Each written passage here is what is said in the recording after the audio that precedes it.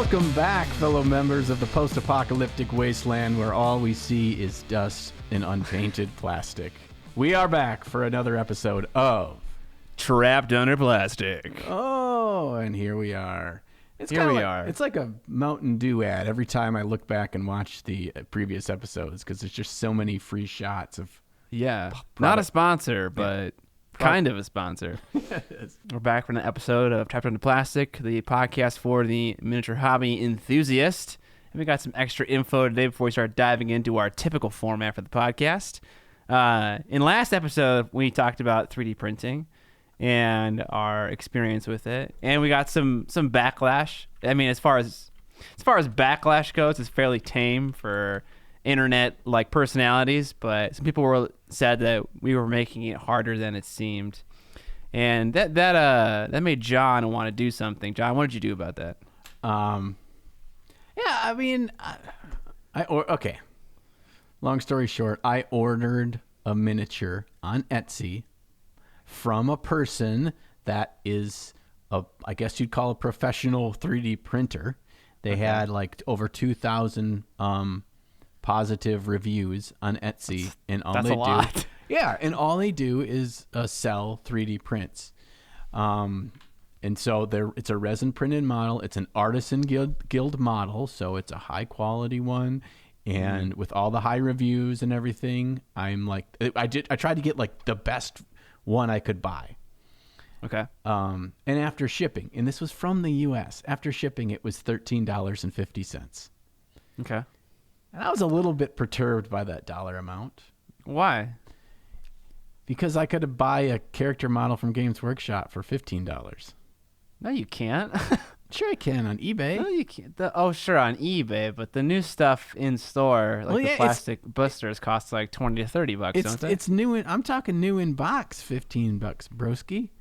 Okay, yeah, you can buy like characters that get split off from like starter sets for like $10 to $15. But like if you were to look for as like a Space Marine, whatever, a commander that is sold in a blister, and you were to go on eBay and find it in that same blister, are you telling me that it'd be 50% off, like 40% off? No, but like the standard characters of like you're on a 32 mil base. Okay. In a box right now, many of them are $25. Most of them are $25. Okay. And you can go and buy them from stores, brand new in box, for under 20. So maybe 15 is a little bit of a stretch. So Okay. I think around $18.50 is what I pay free shipping. Okay, so it's close to a GW cost when you buy it aftermarket at a third-party retailer. Yeah, but that's not one dude selling it at that price. That's the consistent going rate. That's the markdown, max markdown GW allows. Okay. Do they do the supporting of the models? If there aren't, obviously they would have to if the models didn't come pre-supported, correct? Like they're putting in that labor.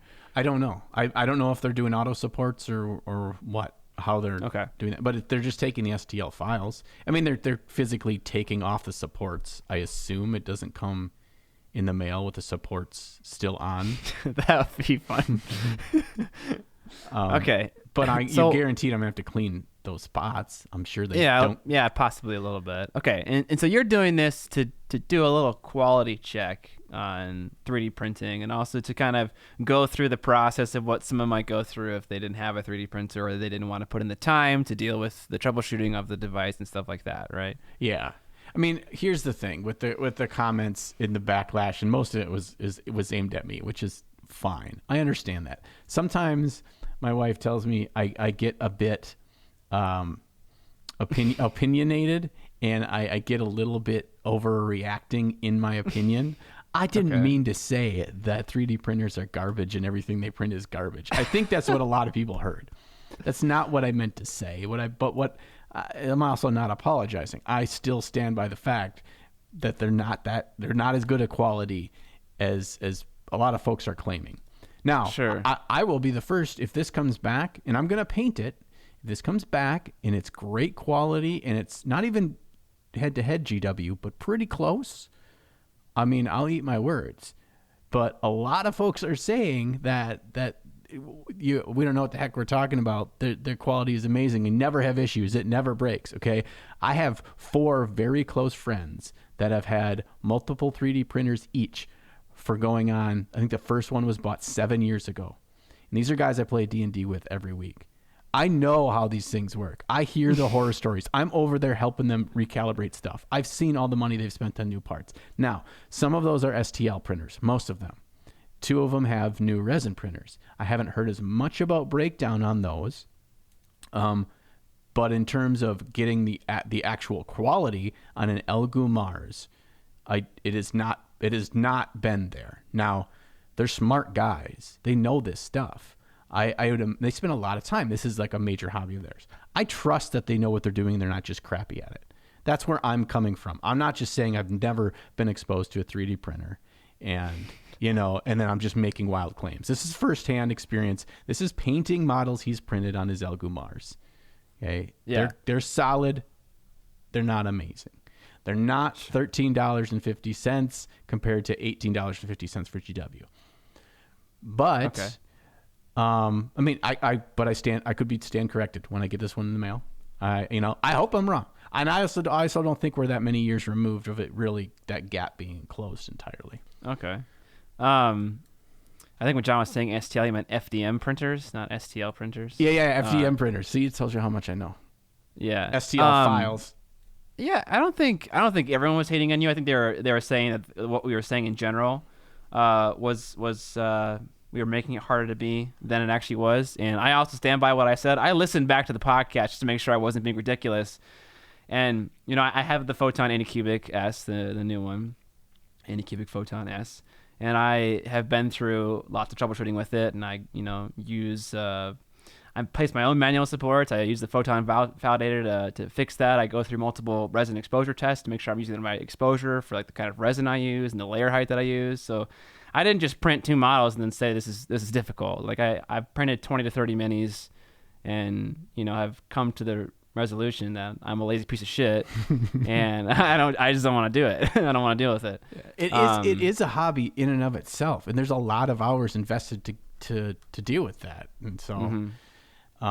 The other thing too is folks are passionate about their hobbies and things that they love. I mean, there's a reason why podcasts like this exist and YouTube channels exist, and it's not because people don't care all that much. They'll go out of their way for good content related to their hobby.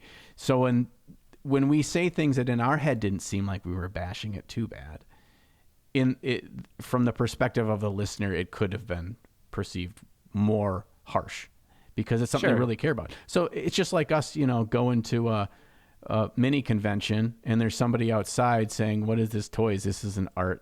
Look at this. I mean, this is not even well painted." And look at this. Well, look at somebody painting on a canvas. It's way better than your stuff that you guys do. Of course we'd take offense. Of course we would be like, "You don't know what the heck you're talking about. You've never done this, blah, blah, blah." So I get that. Okay. Yeah. So hopefully that clears up some of those thoughts and comments about 3D printing. Maybe it doesn't. Who knows? We're just going to make it worse. We're just feeding the fire right now. I didn't even want to part of me didn't want to even bring it up again. But then I kind of got this thought in my head, and I went down the track of spending a bunch of time trying to find a minis to buy. And so once I got that far down and I bought one, I'm like, all right, we got to talk about it. So yeah. Okay. I will say this. I have gotten 3D printed models that are used for masters for resin casts. I think I showed you these when you were over one time. It was the person with the wings, and I can put up a picture of it right now. But whatever printer that company used to print those models, whether it was like a Formlabs printer or even a more expensive one, it looks better than a resin cast. Mm-hmm. The detail is even crispier, but those aren't consumer level resin printers. But what that implies about resin printing is that over time, the consumer versions will become better and better and more like the prosumer and professional options as tech advances. And there are certain things that 3D printers can do that resin casts can't do, certain types of detail. We met a company at Adepticon, I'm not sure if it was last year or the year before, that is looking to sell their miniatures via 3D printing using a farm of printers that they develop instead of resin casting, because various details can only be captured with a 3D printer as opposed to resin casting. So we should have talked about that. That was an interesting company. Can't remember their name, but that would have been, I think it's definitely in the future because it's better in a lot of ways. I think the more economically viable this system is, so this miniature-based system is, the more money is available out there, the more we're going to see companies like them that had a booth at a miniature convention that are really focusing on this aspect of the 3D printing space. And there's money here, and there certainly is. We're talking about Dungeons and Dragons. We're talking about mini war games. We're talking about gaming in general, board games, all that kind of stuff. There's a market there. So, I think you hit on something important there too. Is that what is the $5,000 printer today will be the $500 printer in a year or 18 months or whatever, 3 years. I don't know what the exact timeline, but you know what I'm saying. It's like a computer, right? You know, the hottest GeForce video card in 5 years from now will be $120. All right, let's talk about what we painted. I didn't paint anything. I sculpted something instead. So of the last 2 weeks between now and since we recorded the last one, because we've been recording these every 2 weeks as opposed to once a month, I sculpted a miniature. I think it's a Kako demon. Careful. What do you mean? What? Oh, cock demon? Yeah, Is that what you're saying? I was like, well, I thought Kingdom Death were the only ones that could sculpt cock demons. I played through Doom Eternal, big fan of the game, and I wanted to sculpt something for a video, and I figured I'd pick something that wasn't humanoid looking because that can be a very large complication in and of itself, just getting the dimensions of the human figure correct, the lengths of their arms, legs, head, neck, and stuff like that. So I was like, let's just paint a giant demon sphere, which is what a Kako demon is. So I had a lot of fun with that. I think it turned out pretty good. I surprised myself. It's not anything that I would buy ever from anyone. So it's not like, I'm not saying that I'm amazing, but I just surprised myself that it didn't look like a heap of trash when I was done with it. Yeah, it looked way better than I would have expected for your first thing sculpted. And Thank you. I've not sculpted anything like from scratch like that before either, so I wouldn't even know. You were smart though, because the human eye immediately can gather if something's off in the human form. And so it's all about ratios, right? It's just the same reason why a face is more visually appealing if it's perfectly symmetrical. And one of the ways that we can measure how beautiful somebody is how symmetrical their face is and how their proportions line up. Some interesting stuff on that. So I think you're smart there, because I would have done something like the legs would have been like too long, and then their torso would have been way too short, and it just looked T-Rex arms. Yeah, I meant for it to look this way, for the demon to be kind of distorted this way, and right? Yeah. Okay. Yeah, exactly. But also, other than just sculpting, I was also editing a short that Jon and I and Sam and a few other people shot in October of 2019, so a long time ago, and I figured now is the time to release it. Not for any particular reason, but I just wanted to edit it. But it was good timing because Sam came out with a Patreon this past week, and the Source released some kind of online sales thing. So in terms of like advertising for them in a good capacity, it was good that I released it now, because now you can learn about those things. So I'm going to link them in the video. But yeah, so we did a skit. That the idea, the elevator pitch was Rex Kwando from Napoleon Dynamite, but for miniature painting. Yes. And like that's it. And Sam is just the perfect person for that kind of character, right? He has a wrestler persona, and he absolutely crushed it. And it was a fun experience. It was the greatest combination of like over the top machismo and just almost slapsticky kind of character, which really is in a lot of ways what professional wrestling is. Yeah. And so I was just kind of going back and reminiscing about that weekend of Sam being here and us shooting, and it was so funny because he was there for over 24 hours prior to the evening of the shoot.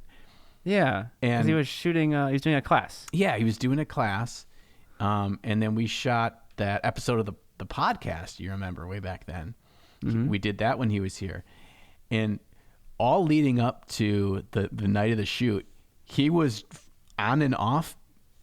He was Flex Kwando. Like, he would just talk like him and act like him and walk around. He was making the character throughout the weekend, because we would just chat about like, okay, like what kinds of silly things would he do? Like, how would he arrive, and what kinds of things would he say to these? Like, he would come up with stuff, and it was just so much fun because we didn't sit and do like a structured workshop. We just made it part of the weekend, and by the time we got to the shoot, like, all the questions were answered. Sam was Flex. Yeah, he's like a method actor, like Daniel Day-Lewis. He just enters the character and doesn't leave it for the entire weekend. All right. Yeah, he was Daniel Day-Spruis.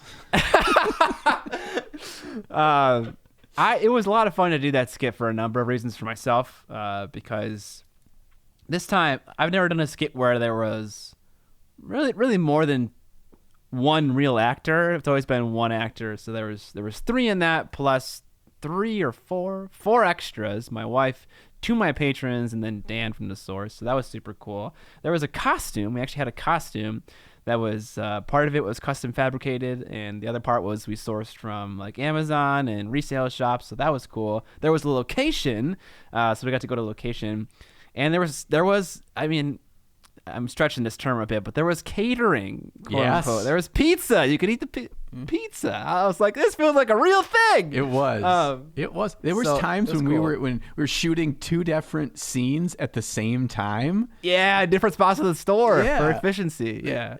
It was. I mean, it was legit. It was. I think everybody stepped up and helped out however they could. Yeah. And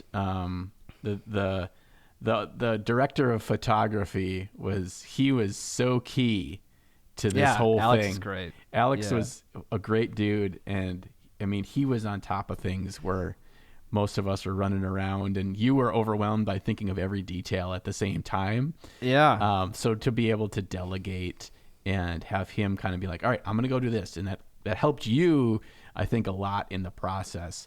Of what was an overwhelming night. I mean, we didn't get out of there till, gosh, it was almost 3 a.m.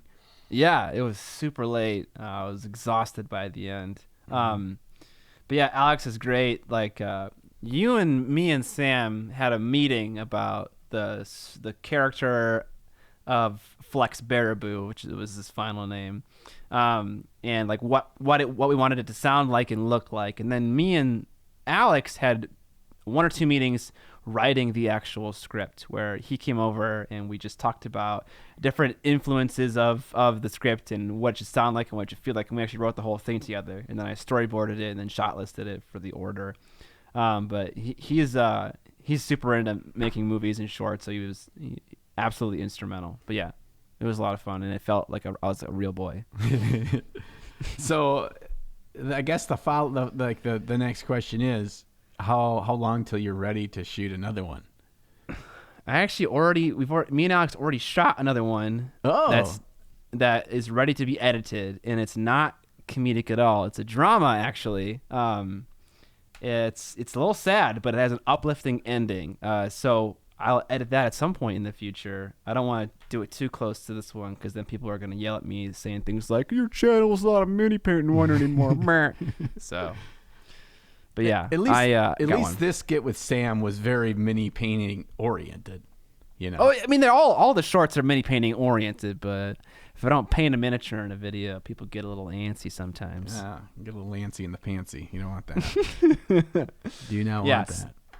Do not want that. That's what I did, John. How about you? Well, first of all, I think if me finishing my basement doesn't count as hobby time, then you sculpting and editing videos doesn't count. So sculpting doesn't count. Well, it's not mini painting, Scott. So It kind of Okay. It kind of counts. All right. What the hell did I paint? What did I write down here? Oh, okay. Yeah. So a year and a half ago, Halloween time, we have a Halloween party we always go to, some friend's house. And it's kind of their place, and like a bunch of their family and stuff is there. This is Josh's family. Mm-hmm.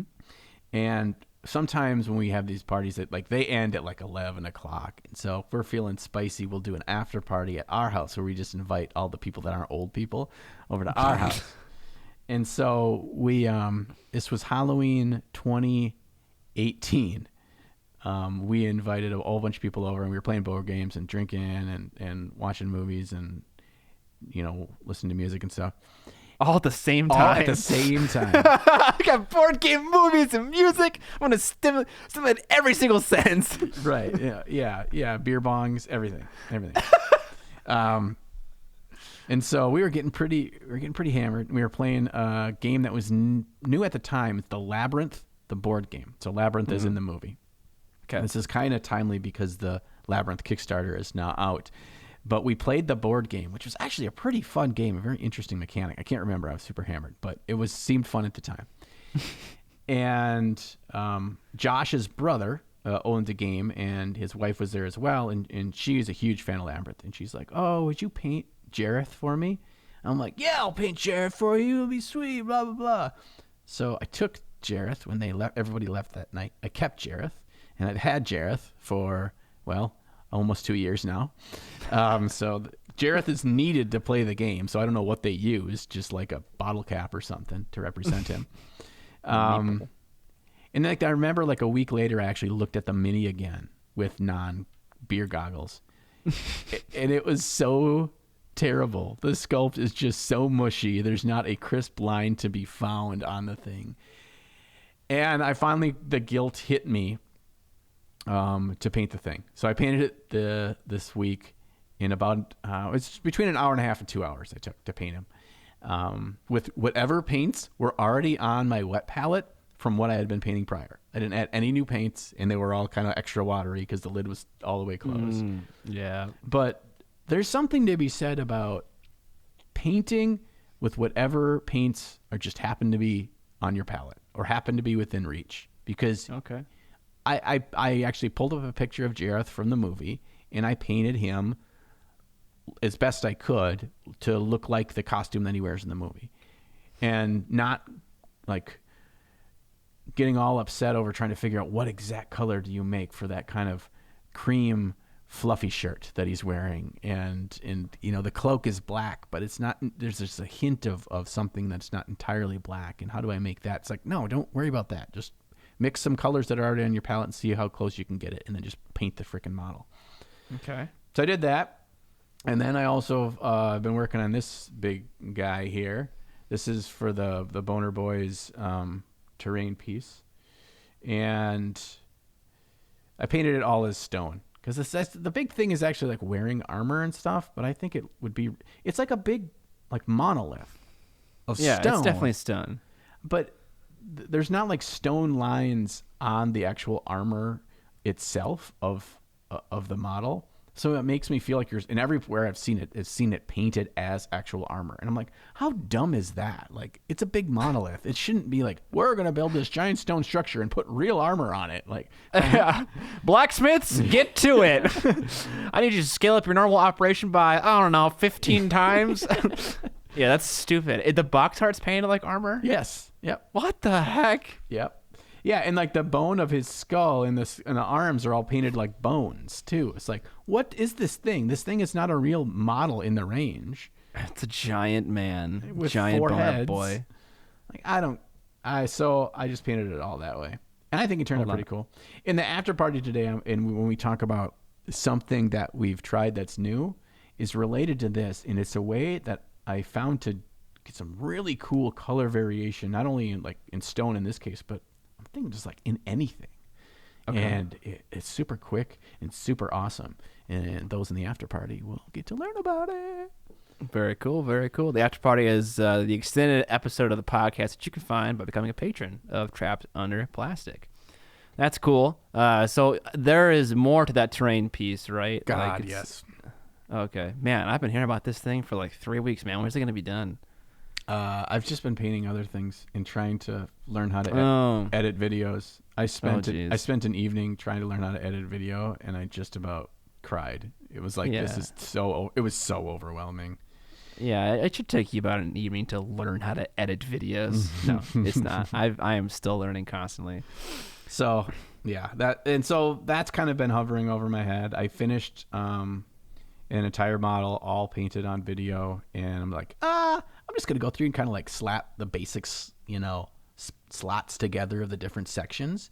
I hadn't taped any of my like my description and my stuff that I'm gonna add as talking head kind of stuff. I haven't done any of that, but I'm like, I can still pull the skeletal system together of this video. Sure. I was wrong. It is not so simple. It's just slap it together.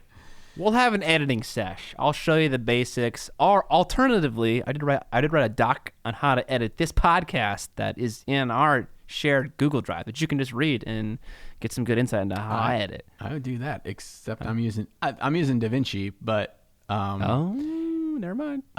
I hear there's a lot of apples to apples stuff, but when it gets down to the specific details of what tool and where it's located and everything, it's probably not quite so simple. Before we get going on the topic for this podcast, we have a sponsor that we want to shout out, and the name is Blood Carrot Nights. Yes, you heard it right. Blood Carrot Nights is a brand that creates standard scale, about 30 mil to 35 mil miniatures in the fantasy genre. And they also create busts in that same genre. Recently, they've released some pretty amazing miniatures. And now, I know they're a sponsor, so you feel like Jon and Scott, of course, you're going to say that. But when we checked out their site, we were blown away. These minis are pretty amazing. They've got some crazy, crazy Minotaur minis, some awesome undead miniatures. They have a bust of an undead knight that Scott and I are drooling over.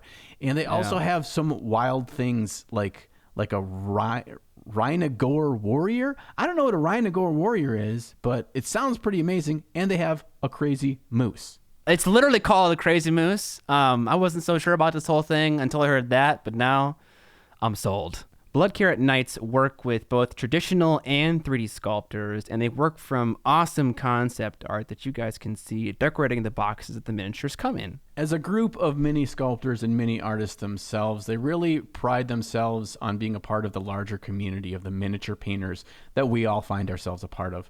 One way that they do that is they like to support the painters by sharing painted versions of their miniatures through social media and really helping folks learn about not only their amazing models, but about us as amazing painters, Scott.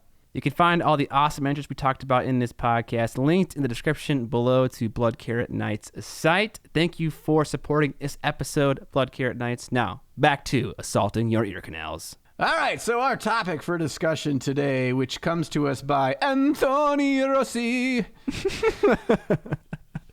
I think we should sing all the names. Yes. From now on. His name just spoke to me as something that you sing. You don't say it. You don't. Okay, yeah. Say it. I agree. I wonder if he gets that a lot. People just singing his name constantly. Like his teachers in grade school and high school always sung his name when they were doing like roll call. They're just like, Anthony Rossi. I don't even know. What did Anthony Rossi have us talk about today? His question was, what should a quality standard be for tabletop minis? And so we kind of decided that there's a lot we can talk about this. And one aspect that I kind of got on, a side note, would be, what even is tabletop standard anyway? Dude, I took some notes. So I am ready. I got my notes here in front of me about what I want to discuss. I'm like a real podcaster. You are. All right. All right, Scott Rogan, tell me. I think the first thing that about TTS, which is how it's abbreviated, is that it's a self-defined thing, right? Sure. So a lot of people like to define it, or maybe not TTS specifically, but like for tournaments, it's like a 3-color system where it's like if you got 3 colors on your miniature, then it's tabletop standard. I've heard of that kind of thing, but I think it's definitely, it's like if there was a scale of 0 to 10 of your skill level as a miniature painter, where 10 is the best you can do and 0 is just you didn't even put paint on the miniature. TTS is like a 4. It's like somewhere in there. So you're not painting as good as you can, but it's just that level of effort. And for every single person, that's different. My version of TTS is going to be different than Kirill Kenaev. He's going to blow me out of the water. It's because his 10 is way higher than what my 10 is. So that's the first thing we should probably say. Yeah, okay. You disagree? You disagree? I disagree in theory that Kirill's TTS is better than yours. Okay. Because the way I look at it is my 10, whatever my version of 10 is, doesn't mean just because I'm good at my highest that I'm equally good when trying to get something done fast and cool for the table. Okay. Some folks there's a lot of folks, especially a lot of amazing European painters, they don't paint a TTS ever. They just don't.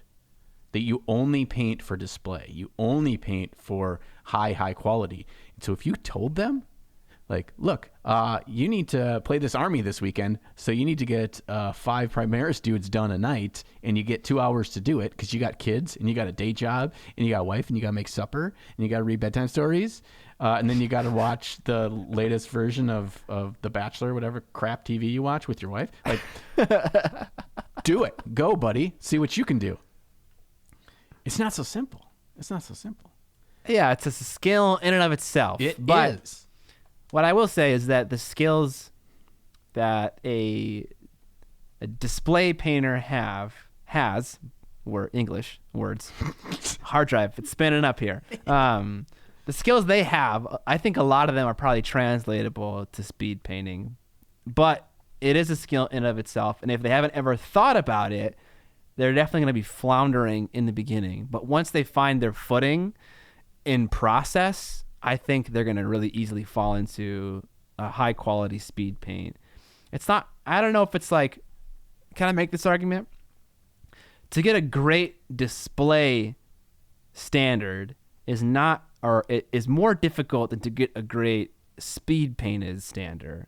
I think speed painting is more about knowing the tricks than it is about knowing like maybe the artistic reasons why a display model looks good or bad. Is that can I say that, or is that not true? I think it's true. I think it's true because you're with the speed painting. When we're assuming a speed painting, we're assuming then that you have a restriction on time, whether it's self-imposed or it's a hard and fast restriction on time, and therefore you don't have this infinite possibilities of all we need you to do is make the best possible thing. You have that restriction. Whereas painting to the highest possible standard, you don't have that restriction. It's the only limitations are what you're capable of. And that's a pretty tough pill to swallow. Because there's only, like, I still think there's some kind of a ceiling in speed painting. It's a 90-minute speed paint challenge. There's some kind of limit there that just the time restriction cannot make it any better than this, whatever this is. So don't feel like it needs to be the most amazing thing ever because you have that restriction in place. Okay. I wanted to talk real quick when you talked about the TTS and the kind of the origins there. That's one of the first things I thought about too, is the labeling. So a tabletop standard, as far as I could find, the origin of that term deals with tournament play, the 3-color minimum tournament play. So you're required to have a minimum of 3 colors, 3 separate colors on the model, and black doesn't count. And so I think it all originated from there. And somehow we take some slightly higher level version of that minimum is what we declare as tabletop standard, as colors on the model that they don't look like complete garbage. You put some time into it, but you're able to accomplish and still be productive in getting your models painted for your army. But there's not a lot of definition beyond that. And that's this whole gray zone where you talked about, to each of us, it's different. To each of us, it's unique. And so that's where my brain went to, what even is tabletop standard? Does it help us to define it further than that? Or is that a waste of time? And instead we talk about this general idea of it and kind of massage that a bit. Yeah. I don't know. One thing I want to be clear about earlier when I said that it's more difficult to be a good display painter than it is to be a good speed painter. I'm not saying that I'm a perfect speed painter and that there aren't things to learn about all the time in the hobby. I wasn't trying to make that claim. I want to just clear that up before I move on, so I don't get pooped on in the comments for it. Because definitely there is an art to speed painting, and there are considerations that I've never had that I've heard from other people, like minimizing the amount of time that you pick up and put down models. There was this speed painting article I read a while back where it was like the person glued 5 models they were painting to a stick, so they would limit the amount of time they were picking up a model and putting it down, and they were all 5 were just in front of them at all times. And it was like that level of efficiency kind of blew my mind. So always things to learn about every aspect of the hobby. So yeah. Wow. What was your question? I totally forgot. Should we spend time trying to really define what that means, or can we come up with our own kind of abridged version of what we're talking about here so folks aren't floundering through the rest of this discussion? I feel like abridged is not the name of our game. True. We are long and overstepping our boundaries. And no, I'm just kidding. I think there's value in defining it because for a lot of people, the concept of not painting as good as you are able to paint is a new idea. And this is one of the things I had written down, is that saying that I painted X in TTS, it implies that you are not painting as good as you are able to paint for the sake of expediency, which is not a beginner skill to do. Like when I was little and I was painting miniatures, and even a while into when I was in high school and painting for like 4 or 5 years, I only painted one way, which was the only way I knew how to paint, the best way that I could. I didn't know how hard I could try, and I didn't know how much I could cut. I just painted in that one way. So defining it and saying that TTS is a standard that you paint in where you intentionally don't paint as good as you are able to might be helpful to certain people, because it's like, oh, I didn't know that was a thing. I didn't know that was okay to do. So I think it's good to talk about that. But also, if you're a beginner and you're listening to this and you're like, man, I struggle with base coating and stuff like that, how do I even begin to paint something in a TTS style? Just don't worry about it. You don't need to do that. Yeah. Get a hold of your basics first before you start worrying about, okay, how can I cut steps to save time? I wanted to say that. Yeah.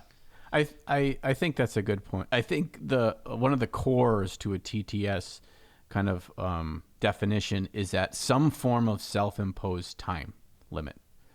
Okay. And so it could be a time limit on. It could be very defined. It could say, I need to get this army all painted by next weekend so I can play it in the tournament. Or it could be, I just know that I've got a whole total of 140 models in this army, and I can't spend too much time on any given one of them. It can be as generic as that, because I know I'm never going to get them all done if I just want to spend 3 weeks per model to make sure it's perfect or it's as good as I can do. But you impose that time limit in some regard, and you try to get it to look as cool as you can in that time limit. And that's why not all TTS is the same, right? If TTS was strictly 3 colors and who could put 3 colors on, there wouldn't be a lot of difference between my 3 colors and your 3 colors and whoever else's 3 colors. So there is a big variance in quality in TTS. Okay. So it sounded like you're making the claim that between person A and person B, their tabletop standard is going to change based on the time limit they are imposing on themselves. So if person A has a time limit of 30 minutes and person B has a time limit of 2 hours, that's what's going to be the main driving factor in the difference in paint job. Is that accurate to what you said or no?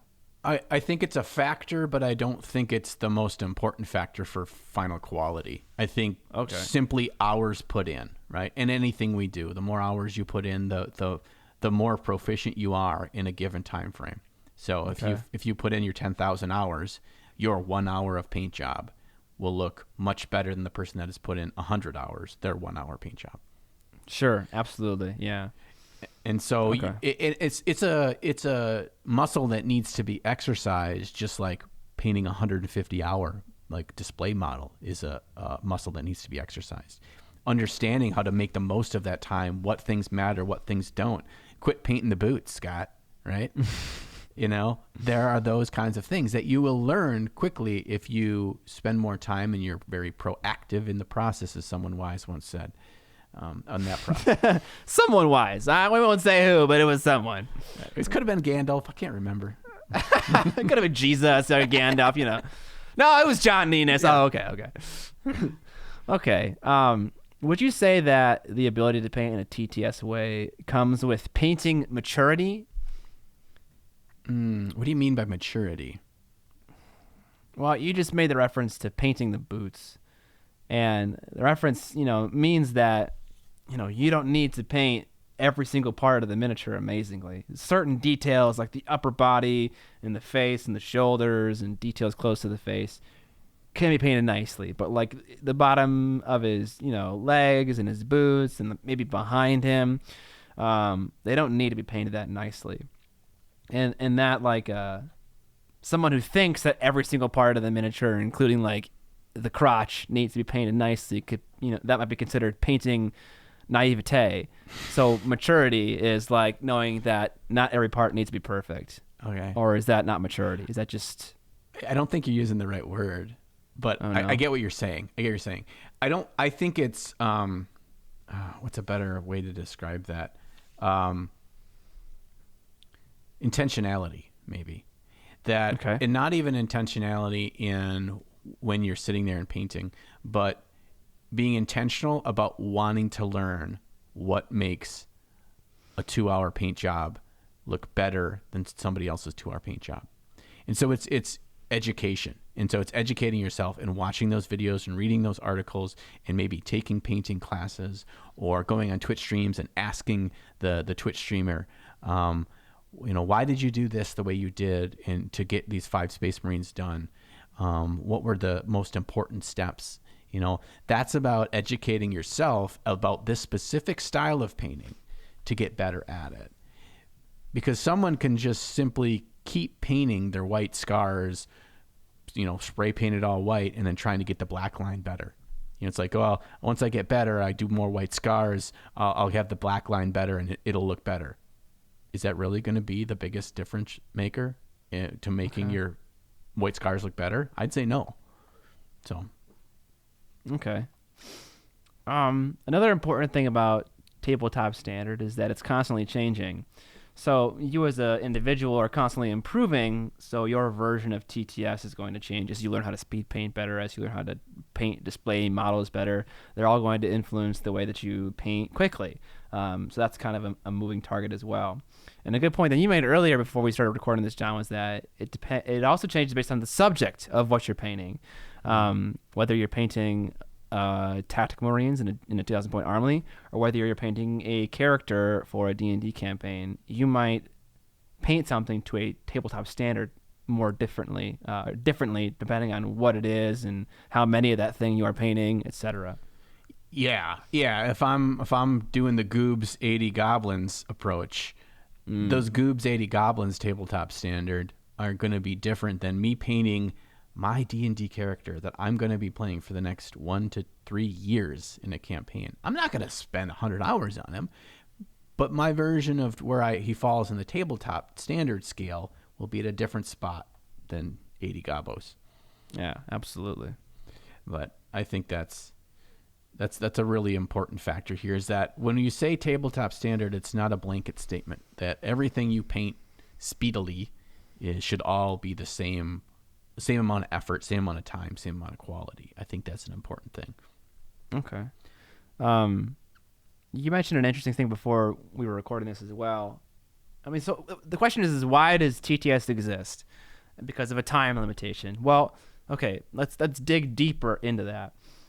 There is this notion that people want to have their armies painted, even if they're not necessarily interested in miniature painting so much. There's a sense of pride and also accomplishment from having a painted army.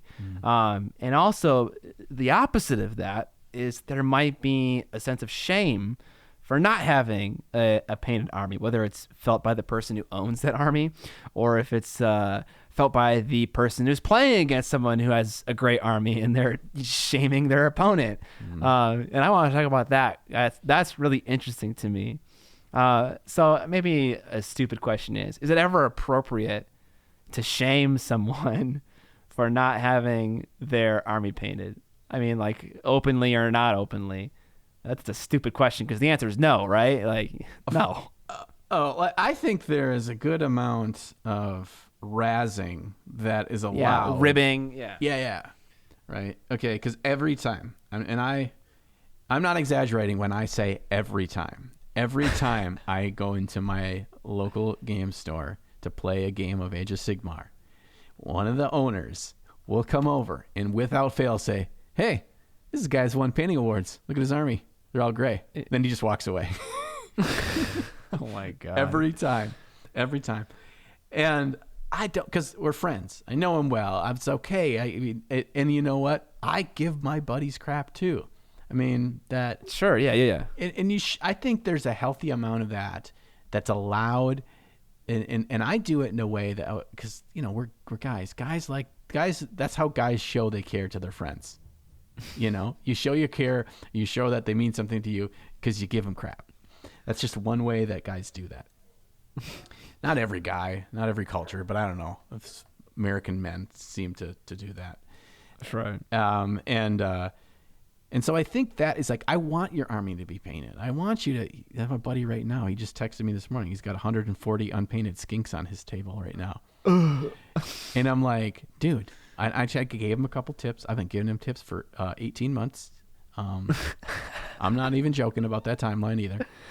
He's had the skinks on his table for 18 months. he's had this army. He's been collecting this army for almost 2 years, and not a single model is painted, and he hasn't painted anything else either. Sorry, Blair. Jeez.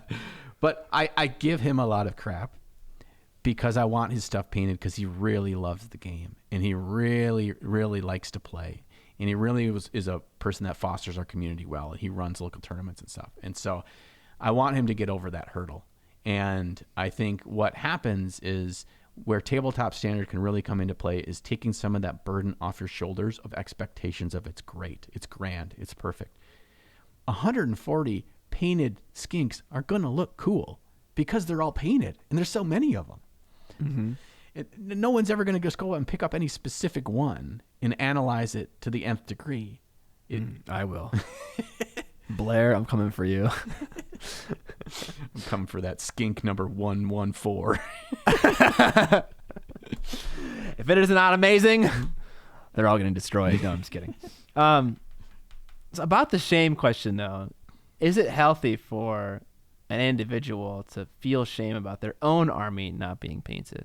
What do you think about that? I don't think so, as long as you have good intentions. I don't think you should feel shamed as long as you know, I want it painted. I'm making active steps to get it painted, you know, or I'm saving money to send it to have somebody else paint it. Like, all of those things are just fine. I imagine there's not a lot of people listening to this podcast that just pay people to paint all their minis. I would be surprised, but. Yeah, there's probably some, but yeah, definitely in the minority. But, and even so, that's awesome. Just send them all to Scott. He'll paint them in 7 years. Longer at this point, man. But I think that if you have good intentions and you're making progress, you shouldn't feel shameful. And if people are razzing you and it's getting to you because you are feeling your own kind of weight on your shoulders and people are giving you a hard time, then just let them know and be like, hey, I know, I'm trying, I'm doing my best. I'll get there. I'm just, whatever reasons, in my life right now. as a society in general, this is getting way deeper, and I hate that phrase, but I'm using it. I believe, okay, as a society, we are very bad at communicating what we feel in a way that will not offend someone else. So it's like, if someone's giving me crap about how my army's painted gray, like maybe the intention is to say, hey, fuck you, like you suck. Where in reality, it's like, hey, I know they're not painted. It makes me feel bad that they're not painted, and you saying that just makes me feel a little bit worse, because that makes you look like like a wuss, right? Right. But I feel like if you said that, that would just crush the other person entirely. Like, oh my god, I had no idea. I'm sorry. So I just feel like, I don't know, that made me think of that for some reason. That I think I said this to my wife, there should be a class in high school about communicating with your fellow humans, how to say things in the right way so they don't become your enemy and you convey your thought without upsetting someone. Totally unrelated, but just a little thought I had right there. Well, I think that shows some insight to you as a person. I know that you really don't want people to not like you. Yeah, definitely. I don't want to ever say something that's going to upset someone. I hate that. And then when I do upset someone, I pounce on their head until it is resolved to the best of my ability that it can be resolved. Yeah. I mean, the tough thing is that sometimes it's just not your fault. Sometimes it's something you shouldn't be worried about if someone was offended or if you hurt somebody's feelings. And I think your example here is a prime example of that. That person razzing you at the store owner that comes over to me, if that hurts my feelings, that's not his intention. That's not what he's doing. If I sit back and say, you know what, I consider that person a friend.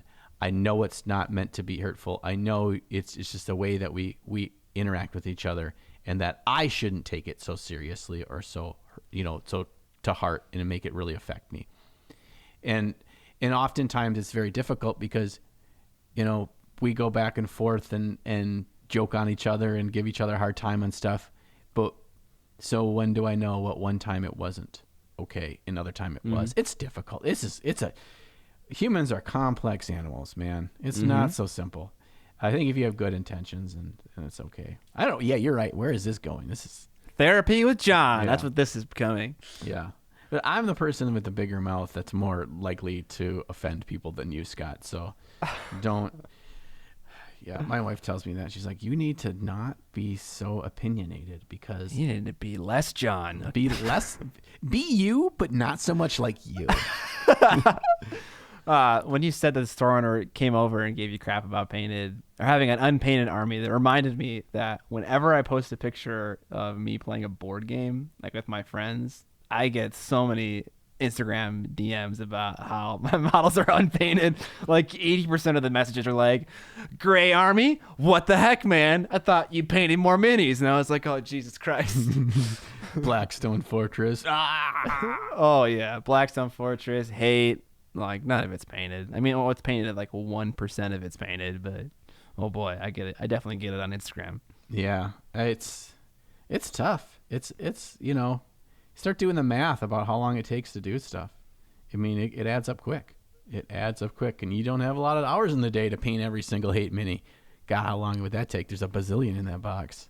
I think when we're talking about tabletop standard, we're kind of putting this in a box, but I would say a majority of painters, so at least 51%, this is the standard or the way they paint all the time. This is the way that I paint my cool minis for my D&D campaign. This is the way that I paint the minis for my Zombicide game. This is the way I paint my minis for my Warcry warband. It all applies because it's not a self-imposed, I need to get every mini done in an hour. But I've got a lot of minis. I got a D&D game, and I know we're going to be fighting some manticores next week. I need to get 2 manticores done before the game. So it's not necessarily that... I feel anyway, people don't put an exact hour amount on it, but they want to keep it succinct enough to where it's fun still. Because I'm going to tell you what, the more you draw out and set expectations on how awesome it is, the less fun it can be. But also feeling of productivity in your painting. That, look, I just backed that Reaper Bones Kickstarter and I got 498 minis coming. I need to be realistic if I'm going to get a 1/4 of those ever painted, that I can't be spending 10 hours on each one. I think that's really a majority of painting is in that realm. I think really for most of us, unless you're painting for either what I would call display quality. So display would either be something for whatever reason you really want to put a ton of effort in to push yourself to become a better, high level painter from your miniatures. You don't give yourself a time limit, or for competition or something else, emotional connection or a gift or whatever. Outside of those really few situations where all of our painting is done in the vacuum of TTS, it's just somewhere on our personal scale. That's a point I'm going to try to convince you is truth. And we'll see if those sprudes and spruettes agree with me in the comments. Do you think that that's true? Do you think that most of our painting falls under this umbrella? Yeah, I mean, the majority, if you just think about the majority of miniature painters, most of them probably play Games Workshop, and if they're mostly playing a game, they're probably painting at tabletop standard. If you had to ask me, like, out of all miniature painters, what percentage are exclusively display painters and what percentage are exclusively TTS, there's definitely more that are painting TTS than there are display. But that's not necessarily groundbreaking, so I don't think that's what you were trying to convince me of. No, I'm not trying to. I think it's just more of awareness when we're talking about whatever topic it is related to miniature painting, that the tabletop standard, somewhere on that graph, wherever you fall, that's where we all fall. Most of us fall. 98% of us. I would say 2% only paint for their highest quality every single time. Oh, like of all the paint jobs that you paint? Yes. Oh, okay. Yeah, there are some that paint exclusively display miniatures all the time. 2%, 5%, somewhere in there. Yeah, I certainly don't. I paint like one miniature a year. That's like the best miniature that I can paint. And the rest is speed painted, tabletop standard, something like that. Some version of that. So, yeah. I'm convinced. And one other thing I want to mention on that is that, and I don't want to give this impression, so I'm going to pull out my Scott and make sure I'm not offending anybody, is 3D printing. Oh no, you're doing it again. When I say painting for tabletop standard, when I say painting with some self-imposed time limit on your paint job, I do not mean that as a lesser form of painting. I do not mean that if that's how you're painting, that you're not trying to get better and that you aren't becoming a better painter because you're only painting this way. That's not true at all. I'd say that for most of us, we get better because we paint in this quicker style, because we simply can get through more minis and we get through a full cycle of a finished product to learn something more often. Yes. So I think it's very important. In fact, I'll usually go through like the 6-month span, 3 to 6 months, where I'm painting stuff for Adepticon. And when I do that, that's all I'm painting is the best I can paint. And then when I'm done with that, I don't paint anything like try hard mode for months. And it's like what I'm doing right now. I'm knocking out all these D&D minis. I'm knocking out stuff for my army. I'm just painting for what's ever fun. I'm painting Jareth's codpiece. And I feel like I've gotten better and learned more in this couple of months since Adepticon than I learned by painting the 150-hour dragon. It's just because I'm getting more reps in, and I'm thinking about how I could paint this to look better in still a quick amount of time.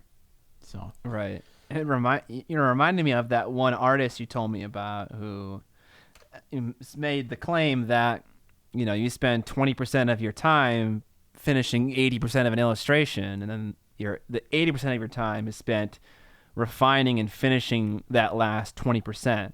So the question is if you got to 80% done on the portrait and you just stopped and moved on to the next thing and just kept doing that over and over and over again, you would like finish, air quotes, like 5 times as much stuff. I don't know what the exact math is. If you just kind of went through that. So yeah, absolutely, I agree with what you said. It's a good practice, both mentally to say I'm done, this is finished, and to move on, and also a good practice for like your hobby and your skill set to be able to finish things and to repeat the process more quickly. Absolutely. And it's a hard thing to do. It's a hard thing. I mean, maybe not for everybody, but I feel it that it's a hard thing for me to tell myself it's done, put it down, unless I have some reason that I need to be done. If it's because I need to play the game, or it's because this is for a video and you need to get it edited and it needs to get out in a week or whatever, stuff like that. Like, you've set reasons why it needs to be done. Otherwise, it's hard. But that getting that 80% done and putting it down and telling yourself, I'm going to get better by starting the next one. And every time I do the 80% gets a little better. I get to fold in a little bit more in my 80% because I'm more efficient with that 80% instead of worrying about that last 20. And so maybe that's what we need to remind ourselves of. It doesn't mean I'm a worse painter. It means I'm actually helping myself get better quicker by not spending so many extra hours in that last 20%. Okay. Excellent. We did it. We solved tabletop standard painting. Other than the fact, problem that did not need to be solved has been solved by your 2 favorite assholes. It really is, probably a tangential biggest thing that people want when it comes to miniature painting. That's why they're watching videos. That's why they're subscribing to people's Patreons. That's why they're watching people on Twitch. That's why they're reading articles. They're trying to get better quick. They want a quick result that looks better. And that's what we're talking about, right? Get better faster. Make it look cooler quicker. That's what we're talking about here. And so it all falls under this big old soggy umbrella. All right, that's it for the topic for today. We got some news. John filled it up very nicely. First one, a lot of your local game stores are open for curbside pickup and delivery and shipping if they do that. A few in the area do that. And if that is the case, you should find them on Facebook and you should start buying things through them again, because they probably operate on pretty razor-thin margins and might not be able to survive the pandemic that we find ourselves in right now. So if you're able to support your local game store via ordering for curbside, you should do that. Yeah, I think in wherever you're at in the country or in the world right now, restrictions are different. And by the time this podcast goes live, maybe you can walk in there and, God, that would be sweet. You can walk into your local store and do it yourself, or they have some kind of 3 people in the store rule or whatever. But find a way to support your local stores if you can. I just put that on there because a source, the place where we shot the video with Rex Flex Baraboo, they're offering that. You can order online and curbside pickups. So if you're in Minnesota area, I think, because I got to come up and drop off the video cards for SD cards for this episode. I think I might place an order. Yeah, it worked out great. I ordered some green stuff. I went and parked, and guy came out and dropped it off. It was fantastic. I'm just going to find some excuse of things to buy. I think I might buy... You're really good at that, so... Yeah, I think I need to buy some contrast paints because I don't own any. So. Do you... Okay, you should get the ones that are super pigmented. Like Flesh Terror Red is a very rich red color. Big fan of that one. Cygor Brown, super rich brownish reddish color. There's like 8 or 9 that are just incredibly rich that you can thin down to make thinner if you want to, or use them at full strength. But they're great. Full strength. All right, what's our next news here, Johnny boy? I don't remember if it was next on the list, but I wanted to talk about the Scale 75 Kickstarter. Instant colors. All right, so let's see. They're in their last... by the time this podcast goes live, they will have completed, because there's only 19 hours to go from where we stand right now. They're at over $600,000 on that Kickstarter. And as we mentioned last episode, it is their version of contrast paints. Yes. And I could get their full set for like $100. So I'm just like, gosh, $8 a bottle for Games Workshop contrast paints, or I could spend $100 and get all these. This is significant. The first thing I think about when I'm like, holy cow, $659,000 for this range. The first thing I think about is, okay, these guys didn't have like a huge PR rollout for this, where they teased this for like 3 weeks or more beforehand.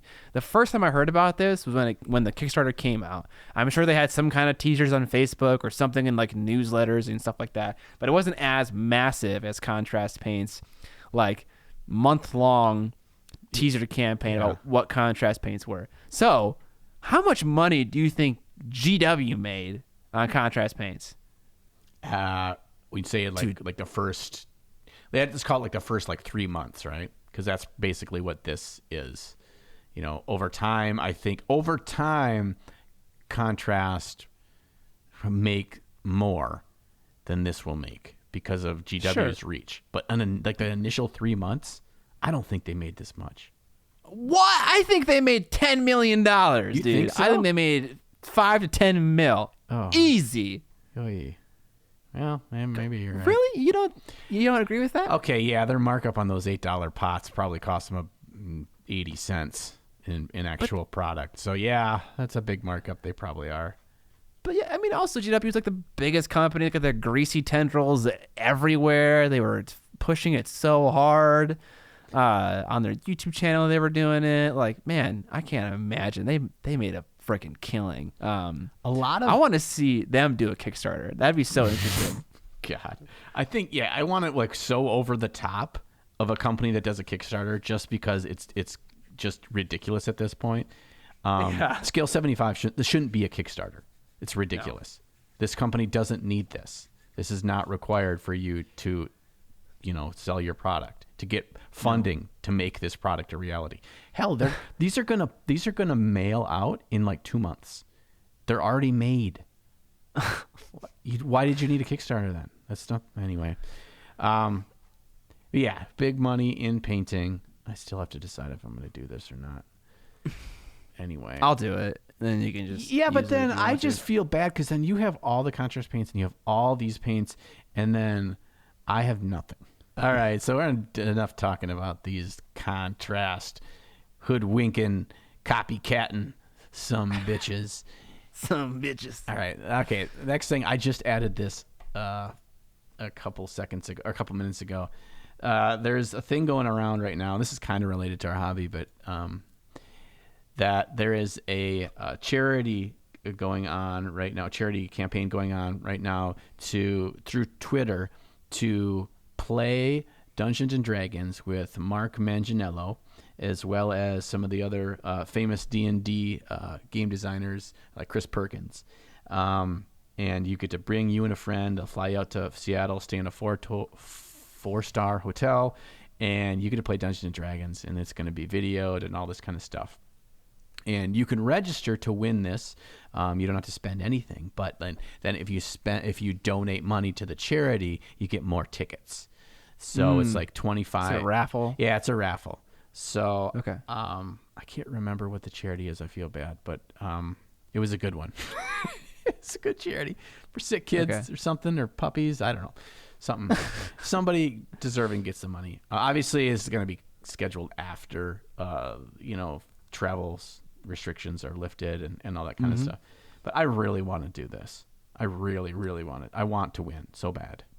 Oh, did you do donations or did you just enter in? No, I donated some money to get my name in the hat, because I feel like my true calling in this world is to be a nerd celebrity, and that if I got to meet Mark Manganiello in person, he'd be like, John, you're hilarious, you're handsome, you're great, you're a great painter, you should be in every fantasy movie that Hollywood makes from here on out. And I want to. Okay, step one to meeting Mark Manganiello is that his name is Joe, not Mark, and his last name is pronounced Manganiello, not Manganiello. So you got to get that right, or you're going to piss him off a lot. Whoever edited this document screwed it all up. Okay, yeah. Joe Manganiello he plays with like the bassist from frickin' Chili Peppers? oh my god. No. What's the band that plays the song Killing in the Name of? Oh, Rage Against the Machine. Rage Against the Machine. He plays with that guy, lots of actors and Vince, it's cool. Vince I follow him Vince Vaughn. on Instagram. Yeah. So there's more nerds coming out of the woodwork. And that's going on. It should be going on for another month or so. So if you're listening and you want to donate and maybe get your chance to fly out to Wizards of the Coast headquarters and play some Dungeons and Dragons with Mark Manganiello. It's actually, this is all a spoof, and like it's they want you to think it's the real Joe, but it's actually it's just like this guy that works at a pizza place in Portland. Hey, it's Mark. I looked up Mark. I was like, "Do you have a brother?" Like, yeah, his brother could be doing it too. I was like, no, there's no Mark Manganiello. Okay. All right. Let's talk about a cool video that you showed me, John. This is a life-changing video, and I don't want to get into too much detail with this because it blows my brain. And let's get into detail. Why not? As it's a heavy topic. Oh, okay. Is it? Okay. You go. Also, first of all, I need to give credit where credit is due, and that is that our good buddy Vincey V was the one that introduced me to this painting video. We'll link it below, and it's by a Russian painter by the name of Dmitry Fashechko. Faseshko. Yeah, that's it. It's pronounced Mark Manganiello. And this dude is an amazing painter, and he paints in oils. And it's a full video of him showing you how he paints his Sister of Battle in oils. And I didn't tell Scott this, but you and I had this exact same reaction having watched this. And what was that reaction? The reaction was, this looks so significantly easier than painting in acrylics, and it makes me sad because oil paints aren't nowhere near as perceivably accessible as acrylics, so no one uses them. So it's like I could make a video about painting with oils, like one video, but it couldn't be my workhorse paint range because people would just be like, I don't use these videos aren't helpful to me. Can you please use the ranges and materials that I have available to me so it's more applicable? So it's like this forbidden fruit that I can't use because I'd make videos that weren't as valuable to people. Put simply. Yeah. I think, and it's weird if you go back and look at the history of this hobby, at what point was it that the acrylic paint became the standard?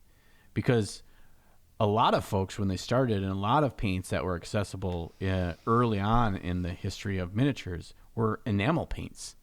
Mm-hmm. Those shiny enamel paints for your model cars and stuff. Yeah, like Humbrol and stuff like that.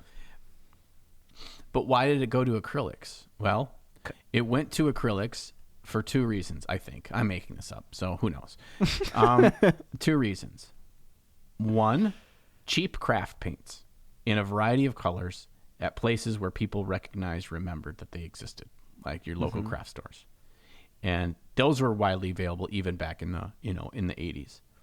And number two, when the first manufacturers of paints specifically for games, like Games Workshop, like initial paint lines, they were acrylics because acrylics are easier to deal with for somebody that is not artistically inclined. Yeah, absolutely. Clean up with water, okay, simple. And, they kind of work just like you did finger paintings as a kid in school or when you did painting in art class in school. Very rarely, and even in high school, did anybody do oil painting in school. There's a lot more levels of complexity, and it's not even that it's complex. It's not that it's all that difficult. It's just more foreign. It's more nervous. Yes. I need things like mineral spirits, and it's just I can't just wash it out with water. There's the way that it works is different than kind of how I'm used to like markers working, right? Because that's a big thing I think about when I think about like acrylic paints. Acrylic paints is a lot more akin to coloring with a colored pencil or a marker. You put down the color and it dries right away. And so it's easier for us to make that jump. So somewhere along the lines, it was decided that we use acrylics because it's an easier barrier to entry, meaning we can sell more of the products. That's my thought. So in this video that we are introing, Dmitry Fasechko talks about oil paints. And the video itself it's a gem. It's a diamond in the rough. Cause like this video could have easily been just a professional in the field, just sitting down with a webcam and just pulling stuff out and talking about it ad lib. But it is not. It is prepared. It is scripted. The order of the video is thought out. He talks about the tools and materials you need to use to pull it off, considerations he has, and then shows you the entire process, start to finish, painting a model with them. He shows you how to set up your palette, the considerations for that as well. It is a fantastic video. It's long because it's so thorough. I watched the whole thing start to finish, and I was amazed. And just the blending process is the closest thing to magic that I imagine in any video, being someone who uses acrylic paints to paint miniatures. It's amazing. All right, last news item for today is Games Workshop stores, web stores are open, and I understand that Australian and American stores are reopening in the next week or so. Is that right? Did I see that? USA are open now. I just saw this announcement in my email inbox, and I went out to their store and I could order. So I think that means that we're set for the rest of the world. So you can go out there. You can't buy more than 3 pots of any particular color of paint. That's a weird limitation. Yeah. So you can't buy 50 Nuln Oils. Oh, well. There goes my plan for the weekend. Right. Taking a bath in Nuln Oil. God damn it. Yeah. When they sent out this announcement, they said they shared what the top 10 web order paints were since they opened in Europe, because they've been open in Europe for a week at this point, and number 1 was Nuln Oil. Can you guess what numbers 2 and 3 were? These are paints as well? Yeah, Games Workshop paints. Number 1, Nuln Oil. Number 2, I'm between 2. I'm between Abaddon Black, and I'm between that and the Brown Wash. Agrax Earthshade. That one, yeah. Agrax Earthshade was number 2. Okay. Abaddon Black was number 4. Oh, okay. Number 3. I mean, going with the theme here, I'm gonna guess it was probably. I don't want to say it's a wash because. Not a wash. How about not a wash? Oh, because you're giving me that hint. Okay. Black is huge. Screaming Skull. No. I don't even think that was the top 10. All right. Shit. All right. So when I'm painting a model, there's always primer? There's always a part of this that I always need to paint, and I need a certain kind of paint to paint this bits. Okay. Is it texture paint? Nope. Is it green? Is it liquid green stuff? Nope. Is it certain you always need to paint a particular part of the model? I mean, it's not white because their white sucks dick. Dude, the serum, one of their whites was on the top 10. I was like, what the People are living lies, let me tell you. Yeah. All right. I don't know. Give it to me. It's a metallic. Oh, lead belcher. Yep, baby, lead belcher. Okay. Rounded up top 3. All right. Wasn't surprised. There was 1 or 2 contrast paints that hit the top 10 too. Oh, okay. Interesting. Yeah. All right. So that is it. So that's a good sign. We got physical stores. Our local stores are opening for pickup and delivery, and web stores and GW stuff. I mean, I'm hoping by the time that this podcast goes live that the factories will be all up and running and getting them sweet, sweet, stupid ass elves out of the way.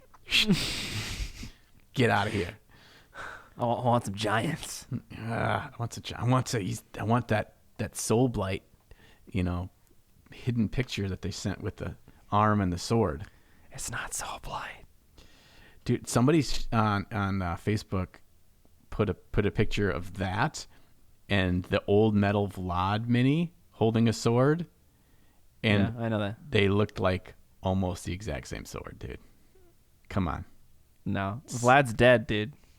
Dude, his sword lives on. The soul drinker. Maybe. I mean, if it was Vlad, he'd be wearing the ring of Von Karstein. So if he's got a big fat ring on his hand, then it might be Vlad. The hand looked an awful flesh eater Cordy to me, which just bummed me out. But we'll see. Yeah, we're talking about a teaser that recently came out that looks vampiric or undead at the very least. Yeah, and me and John here are living on a prayer that it's a vampire, but we're in denial. It's definitely a flesh eater arm. Dang it. That's it. All right, welcome to the end of the podcast. Thank you for spending an hour and a half or so with us, letting us talk about. What do we talk about? Tabletop Standard. That's what it was. Yeah. Amongst other topics. We appreciate your time and your patience. John, how can the good people support us if they choose to? If you choose to support us, there are a number of free ways you can do so. The first of which is to tell your nerdy friends about us. I mean, the more folks that listen to us, the better. The more that we get shared across the realms of the interspace, the more likely we'll get advertisers like today that will want to advertise on our podcast, and then that supports us and for no cost to you. As well, you can leave reviews on Apple Podcasts. You can share us on your social media. If you want to support us through monetary ways, there are ways to do that as well. We have sweet merch, with more merch coming in the somewhat near future. We got to talk about that later, Scott. We've got shirts. We got long sleeve shirts. We got short sleeve shirts. We got men's shirts. We got women's shirts. We do not have baby shirts.